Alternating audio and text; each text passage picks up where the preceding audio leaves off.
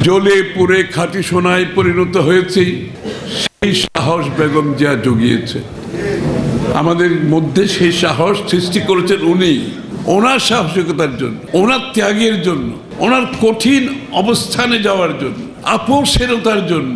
আপনারা চিন্তা করেন, উনি রাজনীতিতে আসছেন, যখন সরাসরি রাজনীতিতে আসছেন, এই যে স্বৈরাচার এরশাদের সময় একজন নেতা শুরু থেকে শেষ পর্যন্ত একদিনের জন্য আপোষ করেন না, একজন নেতা।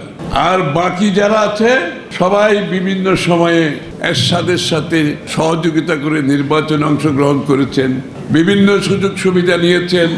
একমাত্র ব্যক্তি শুরু থেকে শেষ পর্যন্ত এক মিনিটের জন্য কোনো আপোষ করেননি। আজকে যারা পালিয়ে গেছে তারাও আপোষ করেছে। আজকে যারা আমাদের নির্বাচনে অংশগ্রহণ করছে বিএনপির প্রতিপক্ষ হিসাবে, তারাও কিন্তু এরশাদের সাথে নির্বাচনে অংশগ্রহণ করেছে। আপনাদের মনে আছে?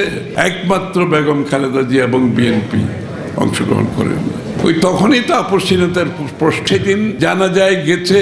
এটা এমনিতে হয় না, এটা এমনিতে হয় না, এটা হৃদয়ের টানে সবাই গেছে। এই যে দীর্ঘ জীবন যে মানুষটা গণতন্ত্রের জন্য, জাতির জন্য আপোষহীনভাবে জীবনের বিনিময়ে এই দীর্ঘদিনের যে পুঞ্জীভূত মানুষের মনে বেগম জিয়ার জন্য স্নেহ, ভালোবাসা, সম্মান জেগেছে, তার প্রতিফলন আমরা দেখেছি ওনার জানাজায়। এটা একদিনে হওয়ার কিছু নেই, এটা চাইলে কেউ করতে পারে না। সারা বিশ্বে আমার অন্তত জানা নাই এত বড় জানাজা কারো হয়েছে, আমার জানা নাই। আয়াতুল্লাহ খোমেনির অনেক বড় হয়েছে। এত দীর্ঘ সময় ধরে মানুষ অপেক্ষা করে নেই, একটা মানুষ বিরক্ত হয় নাই, ঘন্টার পর ঘন্টা দাঁড়িয়ে আছে, একটু বিরক্তি বোধ করে নাই।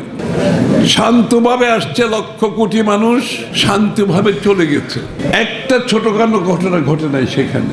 সবার মধ্যে একটা ছিল শ্রদ্ধা, ভালোবাসার চেহারার মধ্যে। সুতরাং আমাদেরকে সেটা ধরে রাখতে হবে। বেগম খালেদা জিয়া যে উপহার দিয়ে গেছেন আমাদের জন্য, জাতির জন্য, বাংলাদেশ জাতীয়তাবাদী দলের জন্য, এটা আমি বলেছি।